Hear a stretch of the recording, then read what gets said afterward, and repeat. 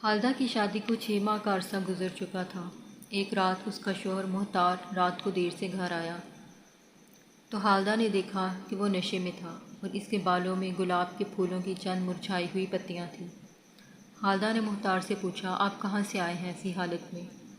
محتار کو خالدہ کا پوچھنا برا لگا اور اس نے اس کو دھکا دے دیا اور اپنے بستر پر آ کر لیٹ گیا۔ خالدہ نے کہا، مجھے لگتا ہے آپ کسی پھولوں بھرے بستر سے اٹھ کر آئے ہیں، مگر محتار نے اس بات کا کوئی جواب نہیں دیا اور کروٹ لے کر سو گیا۔ خالدہ رات بھر روتی رہی۔ صبح اس کی آنکھیں سوجی ہوئی تھیں۔ محتار نے اس سے کوئی بات نہیں کی، نہ ہی یہ دیکھا کہ اس کی آنکھیں رات بھر رونے سے سوجی ہوئی ہیں۔ خالدہ اس بات سے بہت دکھی تھی۔ اس کا دیور محتار کے بارے میں کچھ پوچھنے اس کے کمرے میں آیا تو اس نے اس کی سوجی ہوئی آنکھیں دیکھ کر پوچھا، بھابی کیا آپ روئی ہیں؟ خالدہ تو ویسے ہی بہت دکھی تھی۔ اس نے یوں نرمی سے دیور کو پوچھتے دیکھا تو وہ رو پڑی اور محتار کے بارے میں سب کچھ بھائی کو بتا دیا۔ خالدہ کے دیور نے بھابی کی ہمت بندھائی اور کہا، میں آپ کو بھائی کے اس معاملے کی کھوج لگا کر ضرور بتا دوں گا کہ وہ کہاں جاتے ہیں اور کیا کرتے ہیں۔ دیور نے آخرکار معاملے کی کھوج لگا لی کہ اس کا بھائی کہاں جاتا ہے اور کیا کرتا ہے۔ بات دراصل یہ تھی کہ محتار ایک دولت مند آدمی تھا اور وہ کسی بازاری عورت کے عشق میں پڑ گیا تھا اور وہ اسی سے شادی کرنا چاہتا تھا، مگر محتار کی ماں ایک بازاری عورت کو اپنی بہو بنانے کے لیے بالکل راضی نہ تھی۔ انہوں نے محتار کی شادی اپنے ایک کزن کی بیٹی خالدہ سے کر دی۔ خالدہ ایک غریب گھرانے سے تعلق رکھتی تھی۔ محتار کی ماں تو خوش تھی کہ وہ اپنی پسند کی لڑکی کو بہو بنا کر لے آئی ہیں، مگر محتار اس شادی سے خوش نہیں تھا۔ خالدہ کو جب اس کے دیور نے بھائی کے متعلق ساری تفصیل بتا دی اور لڑکی کا نام بھی بتا دیا تو خالدہ نے اپنے شوہر سے بات کی۔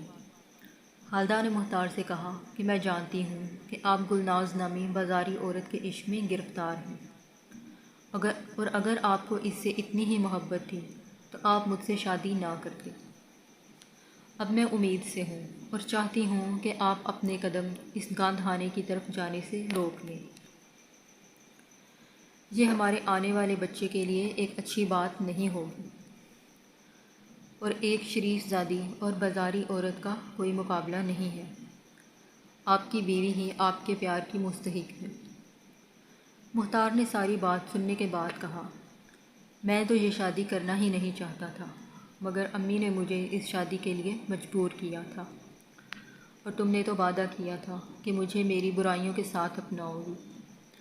خالدہ نے کہا، آپ بس اس جگہ جانا چھوڑ دیں، باقی آپ کی سب برائیاں قبول ہیں۔ محتار نے کہا کہ میں تمہیں تو چھوڑ سکتا ہوں مگر وہاں جانا نہیں چھوڑ سکتا، اور تم جو اتنی شریف زادی ہو تو تمہیں اس بازار سے متعلق اتنی سب باتیں کیسے پتہ ہیں؟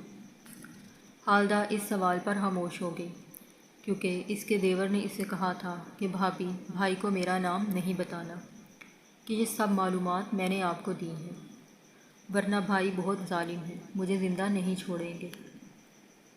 لیکن محتار کتنا ظالم ہے، اس بات کا اندازہ جب ہوا کہ جب اس نے چھوٹے بھائی سے کہا کہ اس کو اس کے باپ کے گھر چھوڑ آؤ۔ خالدہ کی ساس اور دیور سمجھے کہ وقتی غصہ ہے، چند دنوں میں ٹھیک ہو جائے گا تو اس کو واپس بلا لے گا، مگر ایسا نہ ہوا۔ محتار تو خالدہ سے جان چھڑانے کا بہانہ ڈھونڈ رہا تھا۔ وہ نہ خود بیوی کو لینے گیا اور نہ گھر والوں کو، بلکہ ان کو بھی منع کر دیا کہ خبردار، اگر کوئی اسے لایا تو وہ اسے بھی گھر سے نکال دے گا۔ خالدہ کے باپ پر تو قیامت ٹوٹ پڑی، اور جب وہ محتار سے بات کرنے آئے تو اس نے سسر کو بھی یہ کہہ کر دھتکار دیا کہ وہ ایسی عورت سے کوئی تعلق نہیں رکھنا چاہتا جس کو اس بازار کے بارے میں اتنی معلومات ہوں کہ وہ ان کے نام تک بھی جانتی ہو۔ آخر محتار نے خالدہ کو طلاق دے دی، لیکن خالدہ نے دیور کا نام نہیں لیا۔ خالدہ کا دیور اشفاق FSC کا طالب علم تھا اور اپنے بھائی کے ٹکڑوں پر پل رہا تھا۔ اس کا مستقبل تباہ ہو جاتا۔ خود اشفاق نے بھی اتنا کچھ ہو جانے کے بعد بھی بھائی کو سچ بتانے کی ہمت نہیں کی۔ خالدہ نے ایک بیٹی کو جنم دیا، مگر مختار نے ایک بار بھی بیٹی کی شکل نہیں دیکھی۔ جب مختار کی ماں کا انتقال ہو گیا تو اس نے اس بازاری عورت سے شادی کر لی۔ 2 سال کے بعد خالدہ کے باپ نے بھی اس کی شادی ایک غریب مگر نیک انسان سے کروا دی، جس نے ساری حقیقت جانتے ہوئے خالدہ اور اس کی بیٹی کو دل سے قبول کیا اور ایک سگے باپ کی طرح بیٹی کی تربیت کی۔ اس نے کبھی ان کو یہ احساس نہیں ہونے دیا کہ وہ اس کا سگا باپ نہیں ہے۔ خالدہ کی بیٹی رابعہ 16 سال کی تھی جب اس کے باپ نے اس کی شادی اپنے بھانجے سے کر دی اور 1 سال کے بعد اس کا انتقال ہو گیا۔ رابعہ کی ساس اپنی بھابھی یعنی خالدہ سے بہت جلتی تھی۔ بھائی کی زندگی میں تو وہ کچھ نہ کر سکی، مگر اس کے انتقال کے بعد اس نے اپنے پر نکال لیے اور اس نے رابعہ پر سختی سے پابندی لگا دی تھی کہ وہ اب اپنی ماں سے ملنے نہیں جائے گی اور نہ خالدہ اس سے ملنے آ سکتی ہے۔ رابعہ ماں سے ملنے اس کی وفات پر ہی گئی۔ رابعہ کا اب شوہر کے علاوہ اور کوئی نہیں تھا اور اس کا شوہر بھی بہت نیک انسان تھا، مگر رابعہ کی نند اچھے کردار کی لڑکی نہیں تھی۔ رابعہ کی ساس سارا دن محلے پڑوس میں پھرتی رہتی اور اس کی بیٹی محلے کے ایک لڑکے کو گھر میں بلا کر اس سے باتیں کرتی رہتی تھی۔ رابعہ نے یہ بات گھر میں کسی کو نہیں بتائی تھی کہ اسے ڈر تھا کہ اگر اس نے منہ کھولا تو اس کا جینا دوبر ہو جائے گا۔ سو اس نے سوچا جو جیسا کرتا ہے ویسا بھرتا ہے، مگر سچ تو یہ ہے کہ اکثر برائی کرنے والا تو بچ جاتا ہے مگر چھپانے والا پھنس جاتا ہے۔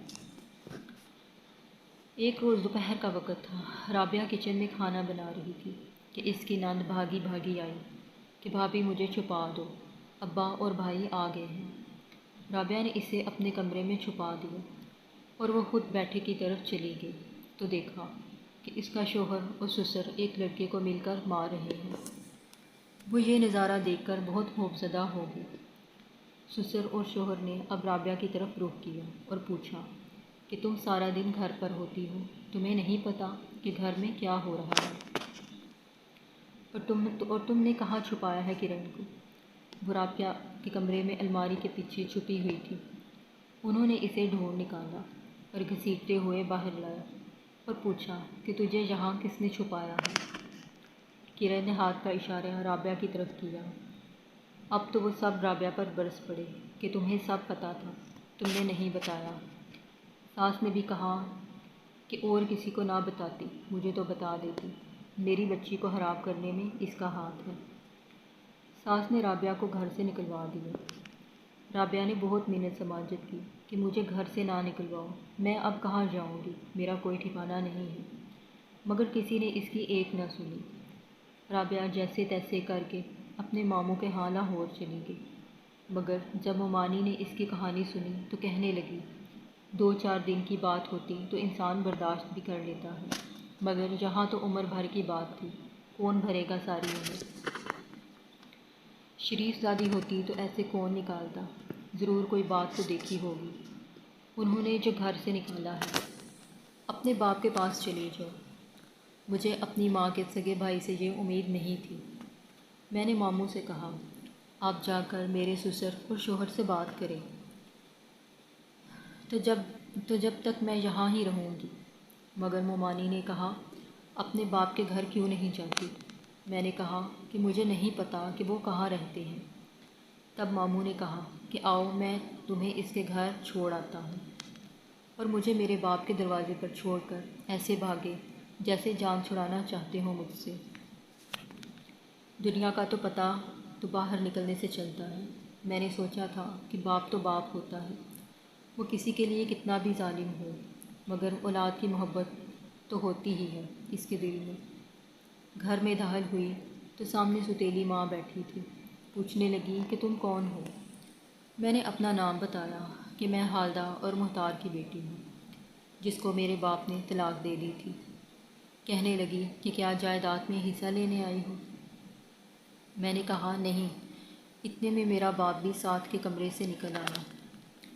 باہر آ کر پوچھنے لگا کہ کون ہے؟ میں نے کہا بابا جان، آپ مجھے کیسے پہچانیں گے؟ آپ نے تو کبھی مجھے دیکھا بھی نہیں۔ تو وہ کہنے لگا، مجھے کیا پتہ کہ تم میری اولاد ہو بھی کہ نہیں، جب مجھے یہی نہیں پتہ تو میں کیسے دیکھنے آتا۔ ان کی یہ بات میرے دل پر لگی کہ وہ اپنی ہی اولاد کو پہچان نہیں پا رہے ہیں۔ انہوں نے میرے آنے کی وجہ پوچھی تو میں نے مختصر ساری بات ان کو بتا دی۔ ستیلی ماں نے کہا، آج کی رات رہ لو، یہاں کل تمہارے رہنے کا بندوبست کر دوں گی۔ وہ رات میں نے اپنے ہی باپ کے گھر اجنبیوں کی طرح گزاری۔ صبح میرے اٹھنے سے پہلے ہی میرا باپ چلا گیا تھا۔ ستیلی ماں کے پاس ایک بوڑھی عورت آئی اور اس نے کہا کہ کہاں ہے وہ لڑکی جس کو تم رکھنا نہیں چاہ رہی ہو اپنے گھر میں۔ تب ستیلی ماں نے مجھے بلایا اور کہا کہ تم ان کے ساتھ چلی جاؤ، یہ رکھیں گی تمہیں اپنے گھر میں۔ میں اور تمہارا باپ تمہیں دیکھنے کے لیے آتے جاتے رہیں گے، تم ان کی خدمت کرنا۔ اس بوڑھی عورت نے جب مجھے گلے لگایا تو مجھے بھی کچھ ڈھارس ہوئی۔ وہ بوڑھی عورت ایک بہت بڑی کوٹھی میں رہتی تھی۔ میرے علاوہ 2 لڑکیاں اور بھی تھیں وہاں پر، وہ بھی میری طرح ہی بے بس تھیں۔